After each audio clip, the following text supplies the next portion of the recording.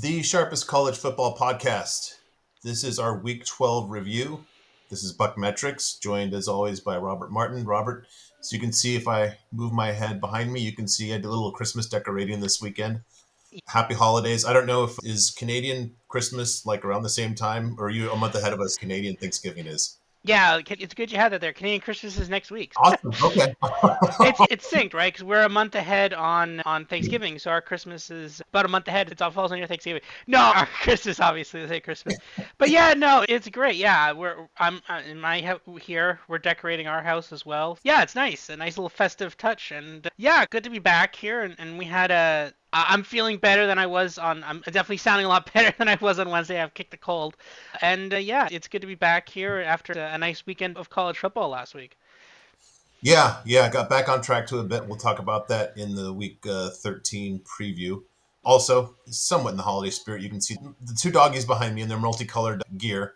Not quite holiday gear yet, but I don't know if you see some movement back there. That's my dogs just making their rounds. So, with that, if you are new, thank you so much for joining us. We appreciate it. And this is a glossary that we use. Please do a screen grab of this, paste it in your college football workbook, refer to it throughout this podcast and others for the rest of the season. And if you're returning, thank you so much. We appreciate it. We're getting numbers that I wouldn't have comprehended when Robert and I started this silly thing. God bless you for listening to us. And with that, we will start on with week 12. My week 12 winner. This was interesting for a couple of things. South Carolina they're just a team that's not really built to come back. Now, let me grab my laser pointer here. Here we go. 21-6 lead. All looked well in Carolina. Everybody's having a good time at was Williams Bryce or Bryce Williams or something like that, where they oddly play a rooster sound on big third downs for defense, which I don't know if that's intimidating. I don't know if I'd react if I was the other team. It's like a rooster call, whatever. Anyways, they have a 15-point lead, just lost six of it in the third quarter. They give away the lead in the fourth quarter. They're not a team that's really built to come back, but they come back. Then they give up an absolutely devastating, I believe it was on fourth down, touchdown. One of those were classic where we're going to win the game. And then with a minute left, they give up just a huge touchdown and a crazy touchdown by Luther Burden. And this is just a team that's really not built to come back.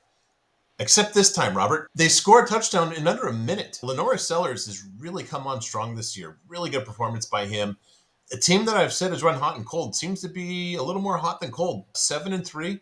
And this is something, as a 55-year-old man, that I have never said in my life. I don't think I would have ever said it because I don't think I would have ever contemplated it. I am really looking forward to Clemson playing South Carolina this year. Yeah, it's true. I was actually watching the tail end of this game. I thought, and both of our models, I believe, thought that this was probably going to be a South Carolina bit of a blowout. We had, I think, the spread was about 13. I think I had something similar to that. I think you had something similar to that as well. I'm not sure exactly. We didn't really talk about this game. We just like, yeah, we think South Carolina's a favorite, but not a huge enough favorite to make a play on it. And Actually, this was a dual model pick. This was. oh, I think the under here was though, not the No, it was not a side. not. It was a side. Oh, it was a side. Do we have Yep. South Carolina as a side? Okay, my bad. Yeah. Sorry, but yeah, Right. we actually did have South Carolina here, and Missouri played a very good game. I didn't think they were going to be able to play that strong this year. In this game, they obviously seemed to be really good at the beginning of the year, but they've really struggled a lot this year, especially in a lot of key games. And they were surprisingly competitive in this game. But then on the flip side of that is, as you said before, South Carolina, not a team that comes back. And yet they were able to come back here, right? This is a really good result for the South Carolina team. And I think on one hand, it's a little sad because, yeah, like you mentioned the Clemson game, and that's great. And I think they actually can knock off Clemson based on what we saw Clemson do this weekend earlier in the day on Saturday. But I think it's sad that they have that third loss because if they hadn't have lost one of No. those other games, I think they lost to not Kentucky. It was a random loss. It was like Arkansas or something. It wasn't like to a good team. But if they It was a hadn't bad have, one. yeah, if they hadn't have lost that game, this is a team that could be making the college football playoff, right? Their only other Yep. losses like to Alabama, and they lost to LSU. And someone else. But that's the thing. It's this team could have made the college football playoff, but Norris Ellis, this is his first year as the quarterback here. Well, you know Mhm. what? They're going to have him for probably, you can't say that definitively because we are in a new era, but probably might have this kid for a couple of years. Let's see here. This South Carolina team is really impressing me, and this is going to be a team that we could be looking at a lot next year, for next year. But again, just a little sad that they've come into their own really in the second half of the season rather than in the first. And if they had been a little cleaner in the first, they could be going to a playoff game. But yeah, no, a really good win for them, and I think this is a very good team. And I think we could hear a lot more about this team next year. Yeah, I was just looking up that game you're thinking of was at LSU.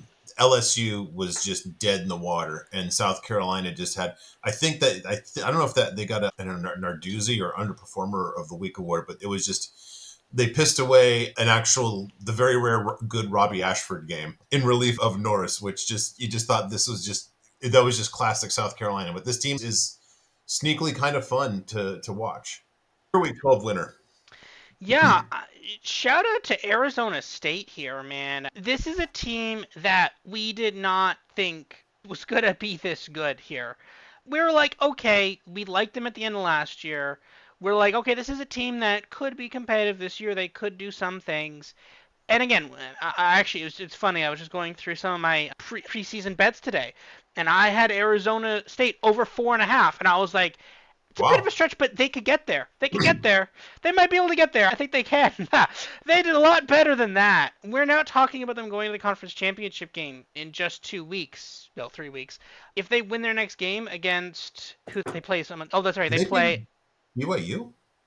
Yes, they play BYU this week. If they beat BYU, they could very well go to the playoff to the Big 12 championship game, and then at that Yeah. point, if you win that game, then you go to the championship. So you're going to the playoffs. And again, the thing is, this scoreline is deceptive because there's the eight there is more than half of Kansas State's points, and that was in the fourth quarter.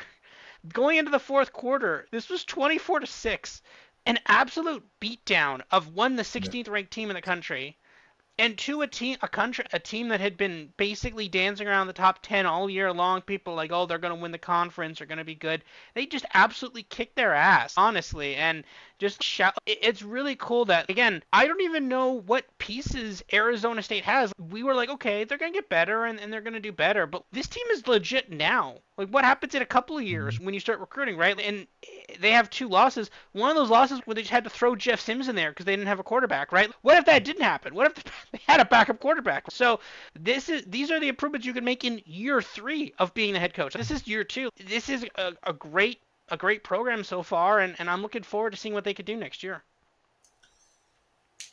Couple of interesting things there. I know we've had at least one dual model play on Arizona State on the side. It was with Jeff Sims at quarterback. I don't know if you remember that. We were saying, Yes. okay, well, maybe that's why we're off on the market. And you just shook loose something I never realized. I was wanting to do something, I just never found the time or the segment to do it on the whole Kenny Dillingham roller coaster, where he was really bad at Auburn with Bo Nix as a quarterback, and then he goes to Florida State, and that offense was no good with him then. And then he goes to Oregon, and then immediately Jordan Travis is much better without him. But in the meantime, he makes Bo Nix like competent plus, and basically turns him into the next season after he leaves into a Heisman candidate, serious Heisman candidate. Then he takes the Arizona State job, and to go full circle, I just now am remembering slash realizing that he actually coached Jeff Sims at Florida State. Remember that? Oh yeah, I think that's true. Yeah. Yeah. No, maybe he's the one that knows how to make it work. I don't know. Yeah. Interesting. The other thing is we've had them in the top 20 on defense a couple times too. I know we've had one or two underplays on them. This, I'm in agreement with it. The whole Dillingham roller coaster has been something, and just this was not as close as you say to the final score. Actually, at halftime, I got a text from Hambone who's just saying Arizona State needs to calm down here. This is he felt embarrassed for Kansas State, which does not happen too often. So with that, we will go to who lost week 12. I've got a few victims in this one here. Obviously, you're losing. You opened up as a 13 and a half point favorite at New Mexico, down to 10 and a half point favorite, Washington State. I will say sarcastically, number 18, Washington State. I never had them. I never even contemplated them in the top 25. I looked up going into last week. I had them ranked 65th. You had them 40th. generous. Yeah, I like Jake Pickard. I think he's a good coach. I just think that the narrative got away from everybody here, and there's been this whole silly, stupid hipster narrative about, oh, Washington State's getting screwed because they're not in a big conference. It's like, no, 18. If you're generous at 40th, what do you think 18th is? This is just basically doing a copy paste of the AP top 25 because that's about what they were in the AP as well. Washington State put in their place again this year, and just this whole narrative. Look, I'm not gonna argue that the smaller conferences are getting any kind of special treatment. I'm just saying that the incompetence rules the day by these doofuses that are on the committee who don't know what they're doing. And I think they just, like I said, copy and paste from the top 25 on the AP side and just move a few pieces here and there just to make it look like you've done your own homework. But my loser here is not really Washington State as much as it is just the whole narrative about what a raw deal they were getting. Yeah, and this is the interesting thing because if you I've like only in the last couple of weeks since the elections ended, I've had some time to watch some content for college football, and mostly just been had some time. I'm like, all right, just watch something quickly. And at points it'll be randomly when they're like, oh, can Washington State get in the college football playoff? And I'm just like, no, it's not. Why would they? What possible reason would you? They're not. They're like they're 18th. It's like they shouldn't be that high, and that just proves it, right? I never thought they were a team that deserved even to be talked about getting to the college football playoff, let alone like people like, oh, can we find a way to get this? Like, no, why would you do that? They shouldn't be there. Like that's and again, you know what? Yeah, they got a raw deal as did Oregon State, but as a result of that raw deal, basically they lost a ton of talent. Cough Cam Ward, and that's the thing. It's like this, like the committee's goal is to find the top 12 teams, more or less, and put them into the playoff. Asterisk. This is the thing. But the thing is, even at that goal, it's just why do you put this here, right? Like we all know the stories of the AP, right? We make fun of the AP poll for lots of reasons, but one of them is the fact that, especially on the AP and the coaches poll, it's funny, right? Because the coaches poll comes out on Sunday, and some of these coaches who there's been times that the coaches play a big game on the West Coast until almost midnight Eastern time, and then yeah, no, he definitely got his ballot in for noon Eastern time for the no, it's grad assist, it's assistants doing this, right? You're not so the idea of the coaches poll is that you've got like, this sage coach being like, I think that team's better. I've been watching all the games when I'm also not coaching. I think that team's better than other people think. Right? The idea that Nick Saban is coaching and then on the sideline there's just a monitor with college football red zone on, just seeing all the games and being like, oh, that team's better. No, it's insane, right? But then the problem is that because we know those rankings are insane, then the committee is there to be like, okay, we're doing something completely different. Our rankings should look nothing like the APs, and then they just carry over them. But that actually doesn't happen. They basically carry over the mistakes of the AP, and that's why you get something like Washington State 18th, right, in a thing. So it's it shows, and we're going to talk more about the committee in a couple more slides here, but yeah, it just shows how broken this whole system is. And again, nothing against Washington State per se, but again, it just shows how absolutely broken the system is when we're talking about this team. But also on the flip side, though, shout out to New Mexico. What was the win Yeah. total on this team? 1.5. They have 5. They could go to a bowl game. It was Absolutely true. insanity. I remember I was tempted. Yeah, And then I just said, nope, this and Kirkland vodka are my two weaknesses. So like could this team win the Mountain West next year if they actually pick up some defensive players? possible, yeah. And if Devin Dampier stays, two reactions to what you said. Actually, I know I don't want to give up too much, but I know firsthand. I know of a person who, as a student manager of a college team, we'll keep it at that, was given the coach's ballot by the head coach as a student manager and was told, do whatever you want, just don't put us number one.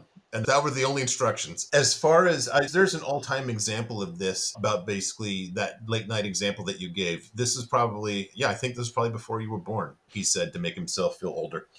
1997, Nebraska was number one, and they went into Arizona State. They played a game that started at about, it was one of those before Pac-12 After Dark was Pac-12 After Dark because it was the Pac-10. They got their asses kicked 19-0, but because everybody turned in their ballot, most people turned in their ballot, Nebraska remained number one. And they weren't even penalized the following week. No, they're still good. It's just they got manhandled 19-0. I don't know if you've ever heard of that. That's like the all-time just late night game that it didn't even happen. ASU actually went to the Rose Bowl that season too.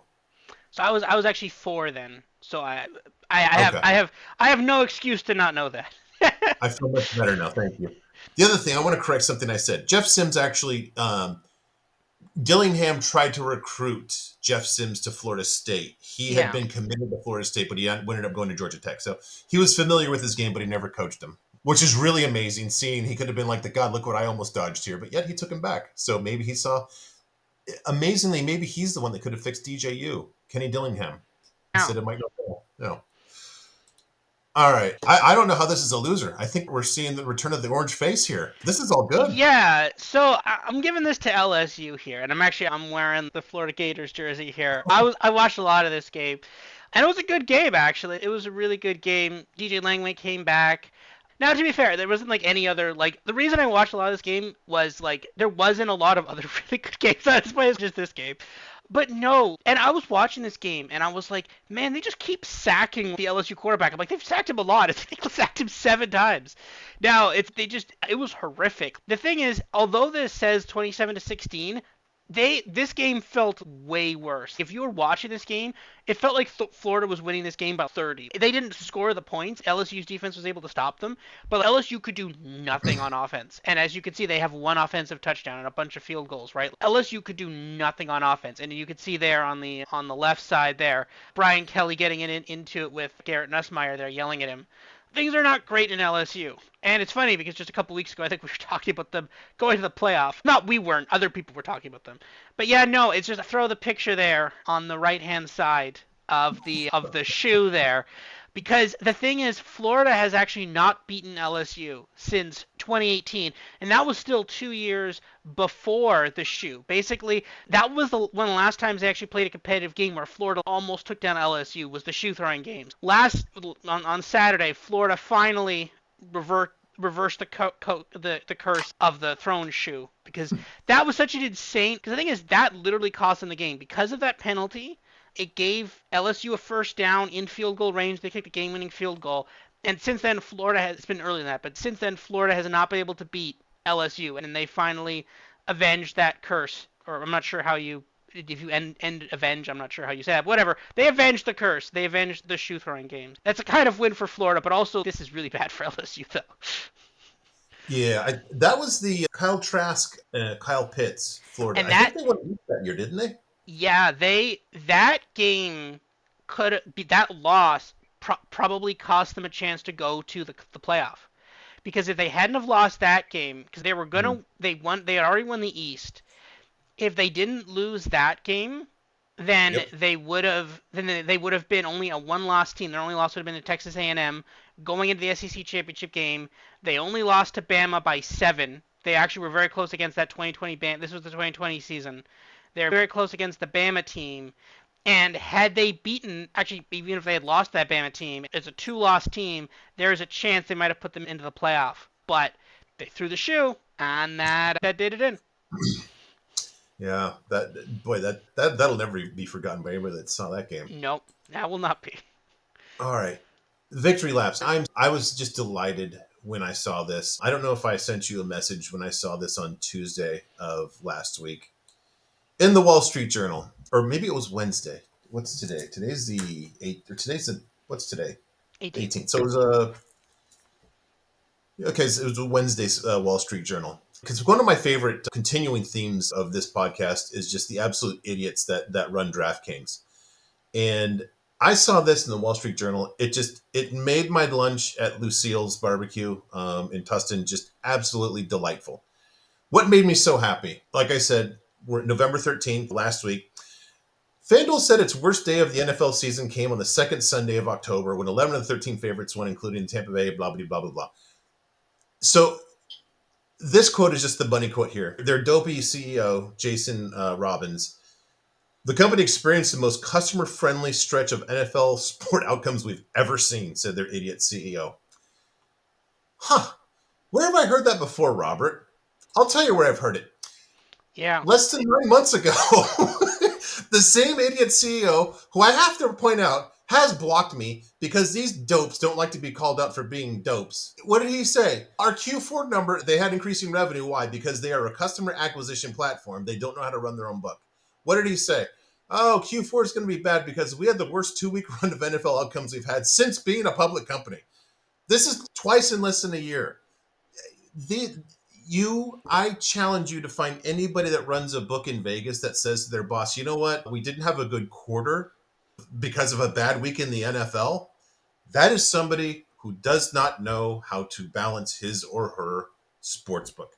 This is a customer acquisition platform that's run by dopes who literally do not know how to balance their book. They do not know how to run a sports book. So, congratulations to them for their revenue miss again. Congratulations for me to pointing this out years ago that these people are dopes and they're horrible at running books.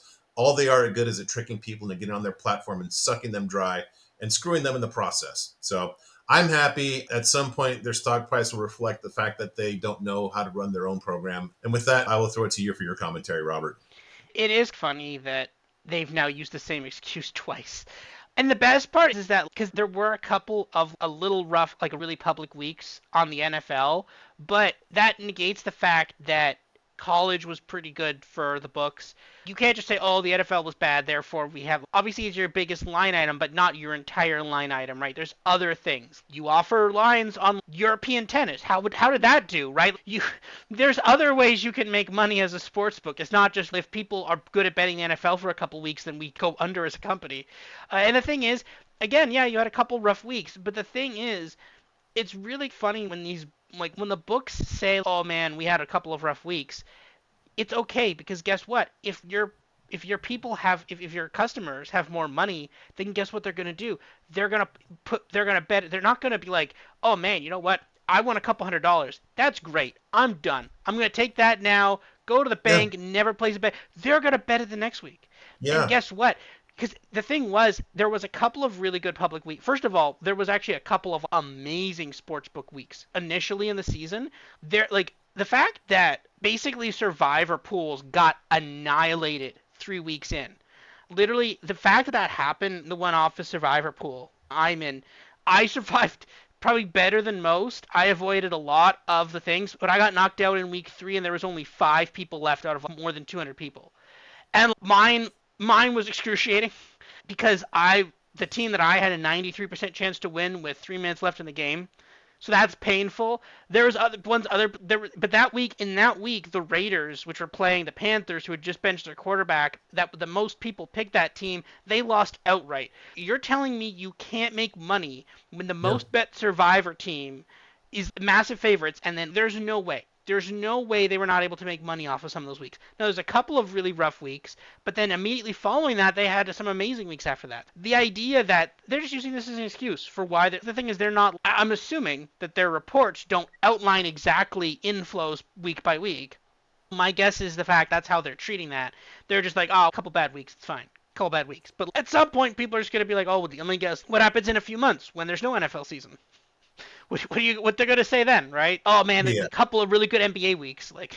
And that's, here's the thing. This is why this is just it reinforces just how bad these guys are. By far, their most volume is going to be in the NFL, right? You are booking bets from people that are laying 110 to win 100, and you have so much volume. You are the biggest, probably the biggest platform in the United States, that you cannot balance your books with that kind of volume. I can understand how the kid at college who has 7 people that he just does, him not balancing his books is understandable. You have this kind of volume and you get caught short and your customers are laying 110 to win 100. That's just ineptitude. I don't know. I don't want to make this workers of the world unite speech, but you want to talk about an overpaid CEO who literally doesn't understand what his company does. This guy is just, he's on spots number 1, 2, and 3 on the list right here. Just overpaid CEO to the nth degree. End of sermon. We'll do your victory lap. I did a little fancy formatting for you here. Yeah, thank you for that. Yeah, this is a victory lap for you and I combined, right? Last week we gave you three 10-point dogs that we liked against the spread, and we had all these games basically toss-ups. And they went 3-0 ATS and 2-1 straight up, and that should have been 3-0. We're going to talk about Pittsburgh in a few minutes, don't worry. But No, it's insane how, and this is the thing, right? And actually, we've been getting a bigger audience, and we love that, and thank you guys for following that, and it's been great, and we enjoy doing this podcast. But there is no other podcast that's just casual. Here's three 10-point dogs. They could win. Go nuts. That doesn't exist. That's not a thing that exists. And I love that we've created that here and that we have that. We're just like, three 10-point dogs. They could win. Go nuts. I love that here. I love that we have that, and it's great that we have that. Yeah. And I will just say that is on the heels of being the only two people that I've heard that basically, aside from tee hee ha guys who just throw darts at the board and just say, oh, I'll take this, literal, actual kind of people who take this thing seriously, that both had Ole Miss straight up hosting Georgia. But that was 2 weeks ago too. Yeah. Yeah, Yeah. big. And not just to win by two scores. I don't know. Okay, Yeah. there are people that probably had them to win. Find me anybody that said by two scores. And we both had them by two. Both our models, I have to say, not you and me. We're not smart Yeah. enough for that. We're smart enough to build models, though, that both said Ole Miss by two scores. And guess what? We underrated them. But we were the closest. We were the Yeah. closest. Yeah. Yeah. Thank you for sharing your victory lap with me. I appreciate that. But Yeah. I deserve it as much as you do, too. So Yeah. we both earned it. All right. Boy, I need to catch my breath on this one. This is not just overperformer. You're not gonna. I have overperformer and a half in this instance right here. That's Um, actually nuts. Last we saw our guy, you got to be exceptional in one way or the other. Not necessarily great, but you are exceptional if you have a game named after you. And in our lexicon is the Grayson James game. Just goes without saying, the 2023 season debut of a negative 126 apex. He had a 90 apex, and that is solid. It's only an improvement of 216 points. And that is above average versus what SMU typically allows on pass defense, too. This is amazing. So I'm giving this not just to Grayson James, but to Bill O'Brien. This makes me think, what happens if DJU had gone to Boston College? Hmm, maybe it would have worked, right? Yeah. No, it's insane. This game, SMU is, I still think, a very good team. They ended up winning this by what, 10, I think? Or was it, did it get closer? I think it was 7 or 10. Yeah. Yeah, it was. So we had the spread, we had the minus 16.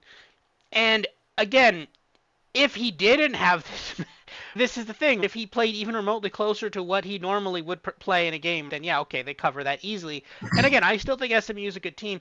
This is good value spot for us now because people are like, because people will sit here and be like, oh man, they played really close against Boston College. What's up with that? And we're like, no, this shouldn't have happened, right? That's the thing, right? They're like, people are gonna be like, oh man, yeah, they almost lost to Boston College. We're like, no, Boston College played out of their minds again this game, and this is exactly it, right? No, we're still high on SMU. I'm still very comfortable with that. But man, Bill O'Brien is actually doing some stuff here at Boston College. It's funny how much a coaching change will change everything, right? And there was these teams that we had always viewed as like perennial underperformers. Boston College, you expand that out, Boston College, Indiana, Texas A&M, right? Texas A&M always a lot of the butt of our jokes there for a while.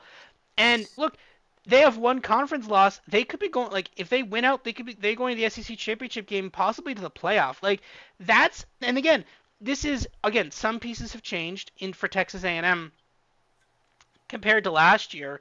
Still don't really have a quarterback, but that's like 1 year, one coaching change brings in a couple pieces. That's the amount of change you can see in just 1 year, right? You see this in college football a lot. You saw this in Kansas a couple of years ago with Lance Leipold. You saw it in Illinois. You've somewhat seen it in Nebraska. I think there's other issues in Nebraska, but whatever. That's a discussion for another day.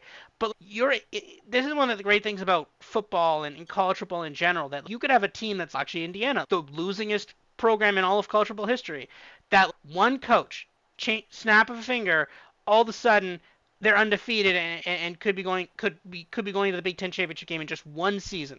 That's why you love this sport, and it's the players, and it's specifically in many cases the coaches. Yeah, the other side of that coin. I don't know if you remember a gentleman named David Yost. He was the offensive coordinator when Matt Wells was the head coach at Texas Tech. He was the dude, just a big mop of hair, really long hair. David Yost, why did I bring him up? He's been the offensive coordinator at one program I believe it's in Miami, named Florida International. So he has on his resume this treat right here of the 126 apex. Thank you, Mr. Yost. He also has, let's not forget, earlier this year, that rarely seen interception thrown by different quarterbacks on the same team. That's in back-to-back years. I don't know. I'm starting to think David Yost might not really be a good offensive coordinator, Robert. He might be the problem. Yeah. All right. You're overperformer. I'm getting tired of this, but you go ahead and take this away. Yeah, it's getting a little scary. It's a little scary, but mathematically, there's only so much more runway left here. How was this close? I just Right. that's two times two Yeah, straight weeks. 2 straight weeks. The thing is, they fired their coach. 11 players opt out for the rest of the season because you're 1-8. What are we doing here? Am I going to risk injury? They almost won this game. It took them now. To be fair, I watched this game. This game is on ESPN Plus, which is, fun fact, one of the channels we don't get in Canada. And I found it, but basically I was, because this was extremely important to me, because one, I had bet Sam Houston to win the Conference USA, and we have the Kennesaw State under for the season. So I'm like, Mm-hmm. this kind of matters right now at this point. I think Florida had finished mopping up LSU at this point. I'm like, all right, this actually matters right now. And they went to overtime, and I saw basically the three worst ever plays called by Kennesaw State. It was three runs up the middle, and they lost 5 yards somehow, and then they tried to kick a field goal, and that didn't work. Okay, you can temper expectations just a little bit there, but still, though, they put up a hell of a fight in this game. A lot more than probably should have been expected here, right? The yards aren't that close, but when you look at it, okay, Sam Houston State 32 pass attempts for 179 yards, 24 for 1/3. Their passing yardage is a lot better. Yeah, they got left a little bit in the dust in the rushing, but still, though, this was Kennesaw State is actually surprisingly good in this game. And the thing is, do you know what this Kennesaw State team reminds me of from last year? Sam Houston. Yes, they remind me a lot of Sam Houston State last year because you remember we were one of the ones fading Sam Houston State for a while, and then at the Yes. very end we were like, "Hey, this Sam Houston State team isn't actually that bad." And look at them now. They're now potentially going to win the Conference USA. And it's funny because this is basically the exact same position where it's team coming up from FCS, takes a while to adjust, doesn't look very good at first, but figures it out and is competitive, right? And maybe in the last couple of weeks, ironically, in the middle of the coaches firing somewhere in there, now I think it was actually before they fired their coach, but I think somewhere in there they actually figured out how to play Division 1 football. And this is the thing. Obviously, this season is done. I hope they don't win two more games. I hope they can win one game. That's fine. But this is a team that I'm going to look at for next year, and I'm going to view them very similar to how I viewed Sam Houston last year or this year. Yeah, a couple of points on that. First of all, on their schedule coming up are still reasonably competent Louisiana Tech, who we'll talk about in the preview of Week 13, and also I'll guess we'll just say mixed bag. Going back to the David Yost thing, Florida International. Let's just see if FIU does them a solid. Here's what makes no sense, and this is what's I still think it was a great bet. Screw you, Liberty. This should have been done by now. Under 2.5. Kennesaw State should be 0-10. And we saw the same thing at the UTEP game. To your point, how was it even this close? Let's not even not just the 243 because I want to give some context to that. Before their last possession, when they scored to tie it with less than a minute left, a team that had before that last possession, they had 172 yards for the whole game. For the whole game, then they suddenly are willing, or they're able to put it together and go 71 yards for a touchdown in a minute 21. It doesn't make any sense. It's make the whole airplane out of that, right? As they say. Yeah. Where's that team the rest of the game? One other thing that's actually nice about this is the coach that was fired. He has two sons on the team, and like a lot of teams, I heard about this. They'll have like where the team walks from the bus to the stadium or the locker room, or whatever, and fans are cheering. You know, for Kennesaw State, it's probably not a bunch of fans. Um, but the fired head coach was there to cheer and like he was hugging some Oh. of the players, which is really cool. This is why it's the best sport. You're not going to have that in Argentine soccer. You're just not. You'd have somebody murdered instead. Yeah, you wouldn't have. Yeah. Kennesaw State will embrace you next year. You're on the wrong side of the sharp play here. But tip of the hat to you for making it interesting, and you took a year off my life there. Yeah, we need you to lose one more game, but don't worry, we'll like you next year. Yeah, I don't even know where to start on this one. My underperformer. This is just a tremendous. There's two things. At the end of the game, I didn't see. I just caught. And if you're a football fan, you probably. I don't know if you heard about how this ended. A little bit. I was watching a large part of this game, but I think this was when I had to change over to Sam Houston State. Or in the because I was like, why is this close? This is so stupid. This shouldn't be this close, but yet somehow it was, and then they somehow won. I don't know how. So Louisville tried a Hail Mary on 4th and 10 on the Stanford side of the field, incomplete. Then after that, Louisville gets an unsportsmanlike conduct to move it 15 yards. Stanford tries a long field goal. They miss, but Louisville, I think, was called for an offside. 5 yard closer for a 52-yarder, and Stanford makes it with no time left on the clock. That's not even the worst part. Not even the worst part. The worst part is this. Stanford has had some shockingly, just embarrassingly bad team apex numbers. They were a robust 18 coming into this game, and basically Mr. Ashton Daniels had a 146 for this game. I just don't even know how that's possible.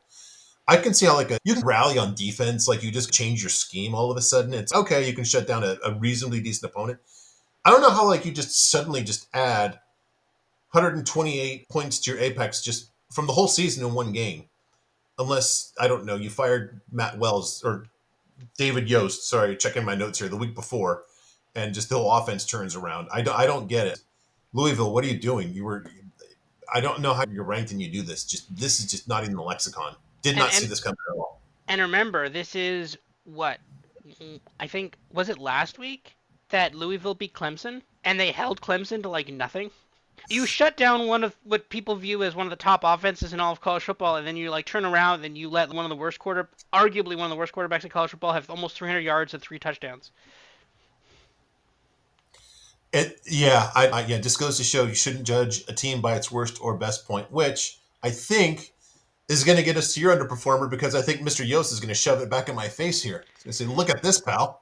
Yeah, what happened in this game? The thing was, because I bet Sam Houston State to win, and this game felt like it took forever. I thought this game started earlier in the day, but it was like ended at 8 o'clock or something. Maybe there was a delay in this game. I don't know. It just felt like it took forever. And basically, FIU was winning for a large swath of this game, and I'm like, could they knock out Jacksonville State? That'd be huge for my. Because the thing was, Western Kentucky had lost to Louisiana we Tech. called that. Yeah, we called that. We had that upset. I was looking at it. I'm like, okay, Louisiana took down Western Kentucky.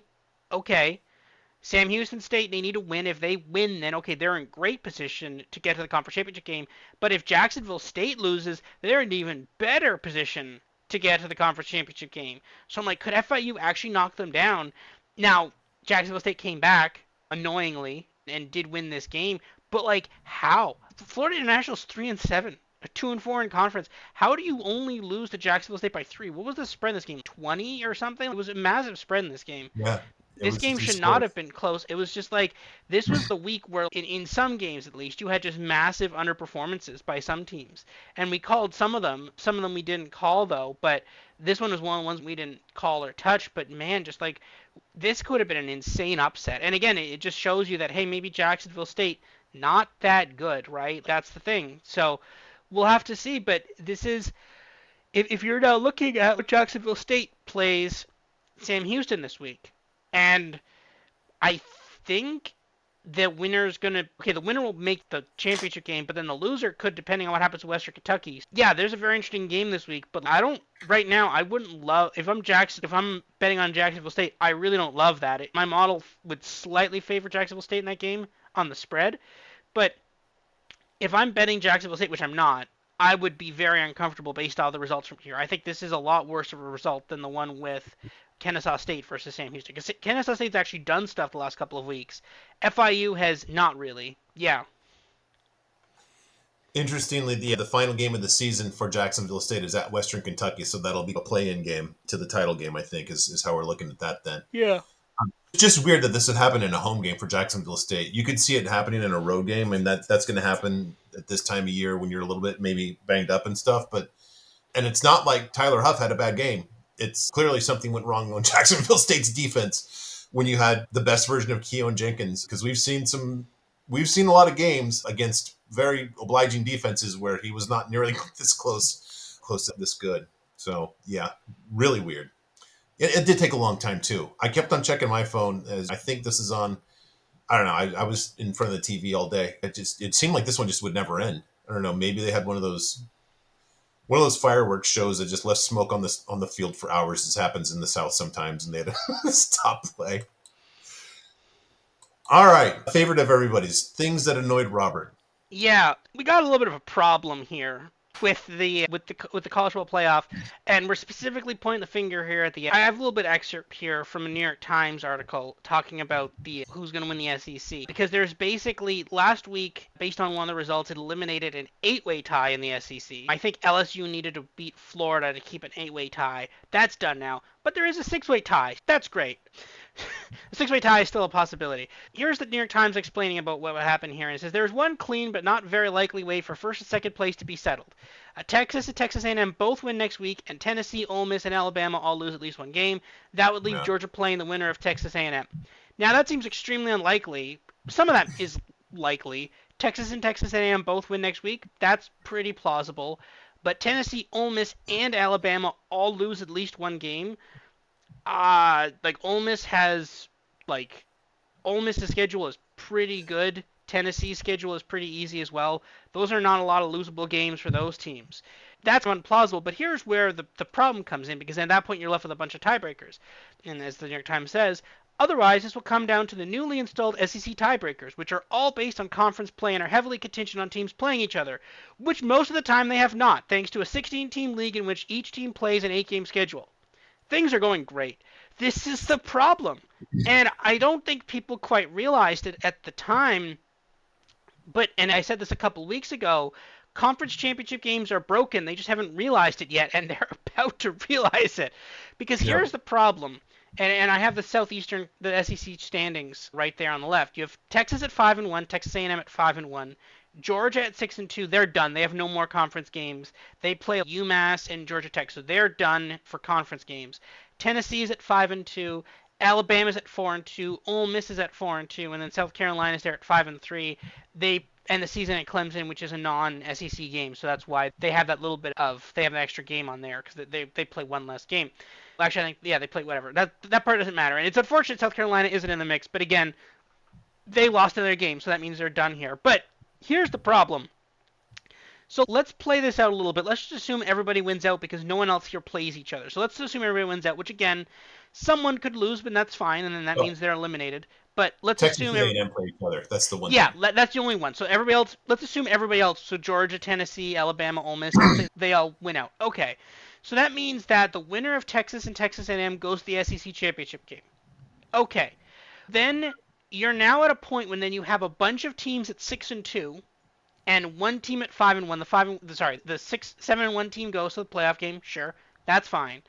But then you have a bunch of teams that are 6-2 that go to the SEC championship game, that could go to the SEC championship game. And the only way to do that is tiebreakers, which again, as the New York Times said, most of them have not played each other. So now what do? Now you have a five-way tie for second, and then what happens is you will somehow, through, I'm guessing, some form of magic, figure out a second team to play the first team. And the problem is that's actually a curse, because if you lose that game, then you now have 3 losses. So now they Uh might huh. drop you out of it. Or if you win, then you get a first round bye. But then at that point, then is the basically it's all we forced this team to play one of the top team, and then they lost. Are we really going to penalize them? But at the same point, what if they win? Okay, let's play out a scenario here where let's say Texas wins out. They beat Texas A&M. You could flip it the other way. It doesn't really matter for the purposes, but let's just say Texas, whatever. Say Texas wins out. And let's say Alabama somehow gets in and plays Texas. Okay. Let's say Bama beats Texas. Okay.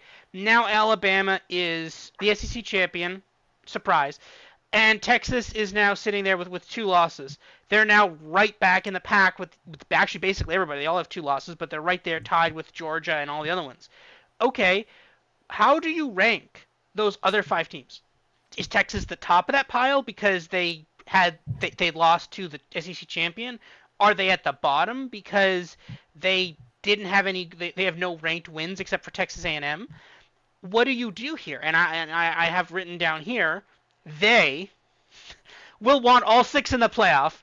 We all know who Mm-hmm. they is. I'm just penciling in here what the playoff would look like already. So we know an ACC team has to make it, right? The ACC champion has to be seeded.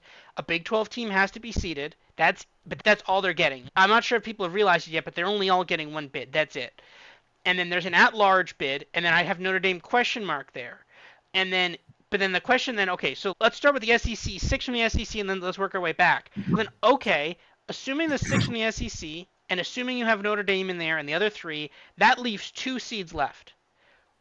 Is the Big 12 is the Big 10 only gonna get two seeds, the winner, and then what? The person who lost to the winner?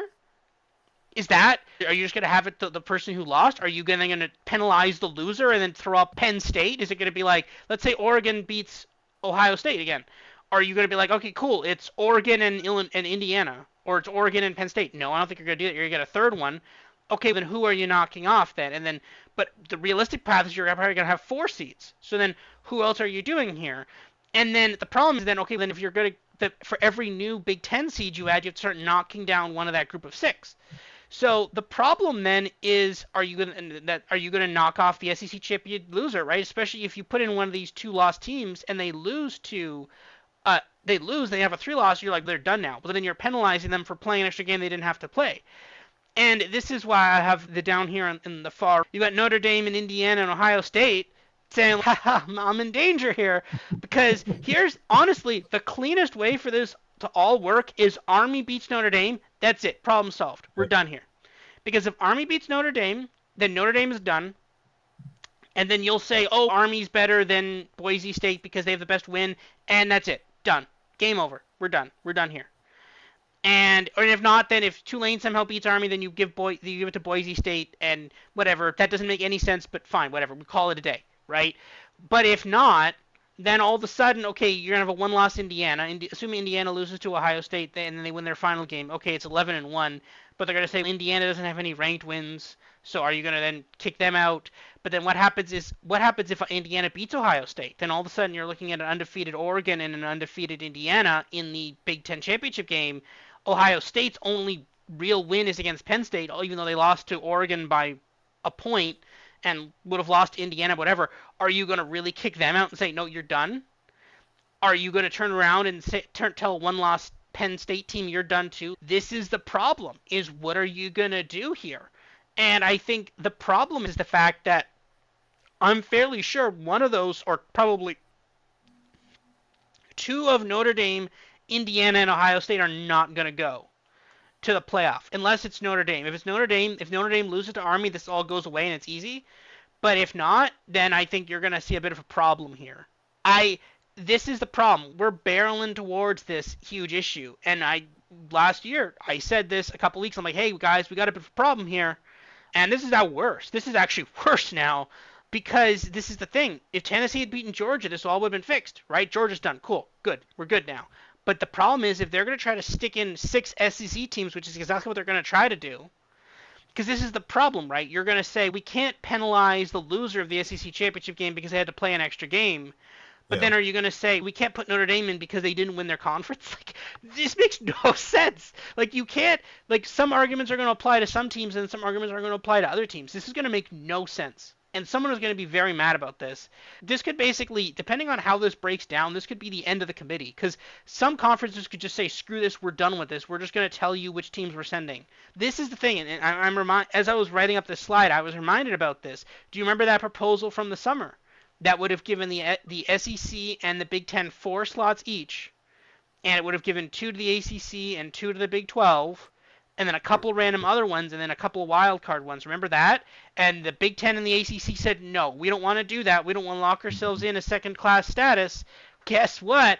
That would have fixed a lot of the problems right now. Yep. You would have at least had 2 seeds, and now you're going to have a possibility where they're going to ram 6 SEC teams in. Yeah. Good job, guys. Not only do you now have less money, but you've now given them the ability to give you only 1 seed instead of 2. Good job, guys. Yeah. Yeah. A couple of reactions here. First of all, I just want to say you've painted a grim picture here. I'm just going to give you a different take, which is thank God the Sugar Bowl president is here to straighten it all out. I have no doubt that he will do what's best and fair for everybody. I did the Mountain West, when we did the Mountain West preview, remember I had that Chernobyl graphic? I think I should have applied it to the SEC because They did a worse job with only 8 conference games in this conference, which is just an absolute joke. Mountain West is still going to have screwed it up and cost UNLV, probably the best team in that conference, a shot at the conference title game. But the SEC really screwed up as well with the stupid eight conference games. Um, but in fairness, Robert, I mean, what fan would not want to see just looking at teams 3 through 6 here? Who would really want to be denied the fact to see Georgia play Tennessee Tech, Alabama play Mercer, Tennessee play Chattanooga, or Mississippi play Furman? The game would just not be the same without those just matchups without which we cannot deal at all. No, but see, and this is the point, right? And you make a good point there. But at the same point in time, that's exactly what Ohio State did. Ohio State scheduled a bunch. Ohio State did not play a difficult schedule. They just said we're gonna play our Big Ten schedule and that's it. And they only had to play Oregon and Indiana and Michigan at the end. But Michigan sucks But now they have because 9 conference games. If you want the SEC to move to 9, I don't know. Ask anybody. What would you rather see? Let me go back to my list here. Would you rather see Mississippi? Who did Mississippi miss on this list? Mississippi versus Texas or Mississippi versus Furman? Which would be better for the game? I don't know. Call me crazy. I just want to see Texas play Mississippi, but maybe I'm a football anarchist that way. I don't know. yeah. No, Okay, yeah. that's the point. But the problem is a lot of these SEC teams are now saying, why are we even at 8 conference games? Because now it's a meat grinder. Now we're all beating each other up. But now there's no way to sort these teams out now. Because now Yeah. it's going to rely on common opponent win record, some sort of insane tiebreaker of that, and then it's going to end at like points scored or something. This is the problem, and it's funny because they all got rid of divisions at the exact same time that they actually needed divisions. Because Exactly. if there was Exactly. divisions, this would have all been pretty easy to fix. This Yep. would have been pretty easy. But we decided we gotta get rid of divisions. Okay. Awards. I have a couple here. This is just the gift that keeps on giving here. We've had Giovanni McCoy on the bum list for long stretches of this season. Last week we went over the masterpiece that was Ben Gulbranson in the fourth quarter against Nevada, where he just absolutely refused to want to win in that one. He just, God bless the kid, he just didn't want to. And we reached a new low here with a 16 apex, and everybody has a bad game. But this is against an Air Force team that had been giving up a 166 defensive apex. This passing offense is it's got to be tough to be a Beaver fan. And my godfather he went to Oregon State. God bless him. I don't even bother to ask him about Oregon State football because he might just disown me and take me out of his will. So I just don't even bring it up. But you think about the school that had coaches who had awesome passing games with Mike Riley, Dennis Erickson, and Jonathan Smith. And here we are with this. I know that there was roster upheaval with going into the Pac-2, and the head coach is not an offensive guy, but Jesus, you're playing Mountain West teams, and this is what you're putting up with regularity. Yeah, this has gone from bad to worse for Oregon this year, or Oregon State this year, and it's really rough. And I think eventually it'll get better once the athletic department stabilized a bit more and funding is more stabilized. Maybe they can put something together. But yeah, this is pretty rough. That being said, though, you got the Pac-2 championship game this weekend between Oregon State and Washington State. Yeah, this is the one and only Pac-2 game, and it's the championship game. So better be ready for that. Yeah, geez. Of course, as expected, it's on the CW, just that the As we odd all channel. expected. Yeah. Channel 5, as we call it here. Yes. My other one, this is a Lifetime Unachievement Award here for Clay Hilton. Um, Troy, the hire of Jared Parker is just bad, period. The fact that you were just a 7 point favorite at home to year one of Jared Parker at Troy, that's bad enough. That's a sign that you stink. And then you lose by 8. There's nothing about Troy to like. Literally, this Troy team, let me be precise here, about this Troy team to like, nothing. And yet, you lose at home. I'm sure Troy's beaten up too because they're in year one of rebuild and they're going to be hit harder at this point of the season than a team that's in year 3 and got worked through. To his credit, like the only thing he's actually done right, they got through the transition from the triple to conventional. And then they just said, okay, now Clay Helton's really going to get his thumbprints on the program, and this is what. Yeah. No, this should not have been a loss. Definitely not by a full score. It's a very. This seems whatever. It's not a big deal, but it's actually a big deal. This loss is pretty rough. Yeah, and to remind you, what I consider to be one of the smarter podcasts in college football said, "Oh, Georgia Southern's in the catbird seat in the East." Again, no. Let's start with who their head coach is and work back from that. That's this problem solver to that question there. So, Clay Helton, congratulations to spreading all your joy and mirth to the people of Georgia Southern, who I'm sure will be paying you off soon to go somewhere else before too long. You picked a gem here, and I'm sad I missed it. Yeah, so I watched this game, and to be fair, if you people want to see this, if you go on YouTube and you go ACC Network, they rebroadcast the games in full on YouTube. This will be broadcast tomorrow. You can watch this as it happened live tomorrow at probably some weird hour because it is still the ACC. It's not like the Big Ten or something. They're not doing this at a good time. It's just a random time. But no, remember earlier in this show when I said our 10-point dogs went 2-1 straight up, but they should have gone 3-0. This is why. This is Pitt versus Clemson, and as you can see down here in the bottom, it's coming home. The Narduzzi Award, it's coming home. This is Pitt driving down the field. They're down by 7, and the second down, 10, complete a pass for 19 yards for the Clemson 2 for a first down. Great, good, great. We're in great shape. All we got to do is just punch it in, tie the game. We're in good shape. This is in the fourth quarter. This is early fourth quarter, 14 and a half minutes left in the fourth. First and 10 on the 2. They randomly have to take a timeout because they didn't get to the line of scrimmage time. Okay. First and goal. So now we're set up. First and goal. Run for a loss of 1 yard, right down the middle. Okay. Not great. But okay, you know what? We still got more chances to punch it in. That's fine. Then they do a short pass and then immediately get stopped they get stopped pretty quickly. They get down to the 1. Okay. Now they're trying to get ready. They don't get ready in time. They have to call a timeout. So that's 2 timeouts burned now with goal to go early in the fourth. So you now have only 1 timeout left for the rest of the game. But okay, we got to be ready. Third and goal from the Clemson 1, so we're getting ready to do it. So try to run up the middle and try to get the touchdown. But before the snap, illegal formation, 5 yards back, you go to the 3rd and 6. All right, that's a bit of a problem. But okay, we still got a couple. We got an attempt here. We could do more. But then they don't even get close to snapping the ball in time, and then it's a 5-yard delay of game penalty. So now they're back to the 11. And it's just, oh no, they got to do something here. So 3rd and goal, they're having problems again. And then there's a false start. So they get pushed 5 yards back to the 16. So we've gone from 1st and goal at the 2 with 3 timeouts to now 3rd and goal at the 16-yard line with 1 timeout left. And then obviously you don't complete a 16-yard pass. It was a horrible throw. And then you kick a field goal. So, okay, you're only down 4.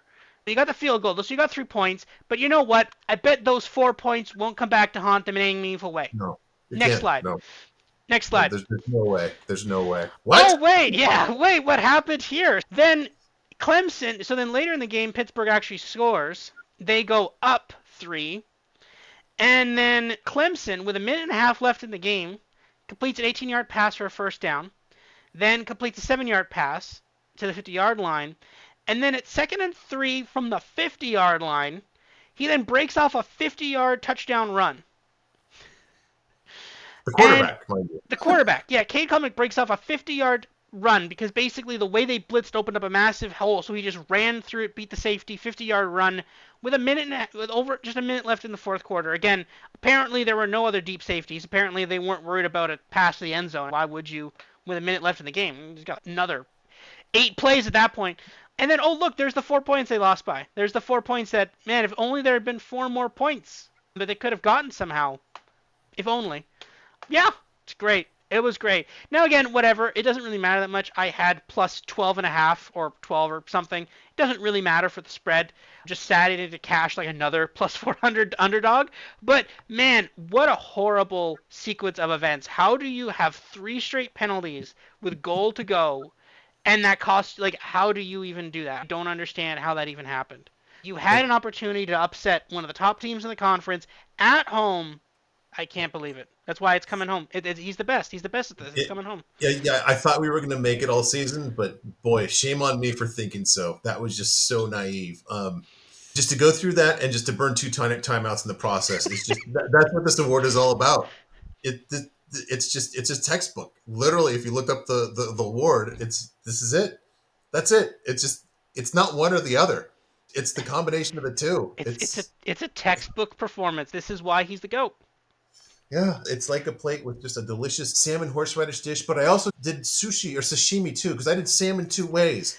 I Yep. got the penalties and I burned two timeouts because I'm just resourceful that way. I'm a genius. I'm a Michelangelo of late game screw ups. Thank you. It's just, man, this season was feeling a little weird, but now it just feels complete. It just feels complete. Thank you for doing Hmm. that. I appreciate that. All right, a few things noted for future reference. I just been hearing these kind of things about, oh, Quinn Ewer's not the same, this, that. So I just wanted to quantify it. Before that injury, 131 apex on the season, and since that injury, 89 apex. I just talking to Jeremy out at my gym, Longhorns guy. He just doesn't like Ewers. He seems to agree, just not the same guy since the injury. Now they've been playing some tougher teams since then, but not by that much. Something to keep an eye on, especially with the playoffs coming up. Dylan Gabriel too. I don't know if something happened like in the Illinois game or something. 151 apex in the first 8 games and then 96 in the last three. Not horrible, but just interesting. Just a little lull there. I've never seen this in my life. LSU had 92 plays and Florida had only 43, and Florida wins 27-16. Just I don't know how that works, Robert. Any ideas? Half of those were sacks. Very fair. And then checking in, Jaden Mayava. I'll say this is a fortunate 92 apex they did against Nebraska. Just about in line with what they give up. But boy, our guy got away. I don't know if you saw any of this game. I saw. I was watching a bit of this game. Yeah. Yeah, he got away with a couple of really bad decisions there. We'll talk in part two, or no, actually in island time, we will talk about USC and what maybe to expect against UCLA. But I will say, just the consensus about me and Ribeye Ray and Johnny Tip in the little USC text thread. Mayava wasn't awesome, but he was about as good as Miller Moss. And all things considered, when you have the threat of the run, that's going to make all the difference in the world. Not a coincidence that the winning touchdown was on a running touchdown by Mr. Mayava. So I think that could be just the difference between a horrible ending here and a disappointing ending. One other thing to going back to what you brought up in your thing that annoyed you, I do appreciate you just not even mentioning the possibility of USC upsetting Notre Dame. So I think we're going to incorporate that into Island Time too. Some kind of Notre Dame Army USC thing. Don't spoil it now. We'll add that at the end there. That'll be an interesting Yeah. conversation. There is a real risk of that too, and the committee would love that. The committees could be like sitting there wearing USC hats on rivalry Saturday. Because the thing is, again, if that happens, they're like, "That's great, guys. We're good. We're good. We did it. Six SEC teams. we're good now. We got it. We did it. Good. We did it, guys. We got this." Yep. All right. That'll be it. Actually, these guys did my game. These guys did. Benetti and Heward did an awesome job on the USC hosting Nebraska game. It's very fortunate. I like them probably the best of any team. Thank you, college football. You are the best sport. We love and adore you. Even in bad weeks, you are the best. And on the best weeks, you are amazing. Robert, I will speak to you shortly in our Work 13 preview. Everybody listening and watching, we will talk to you then.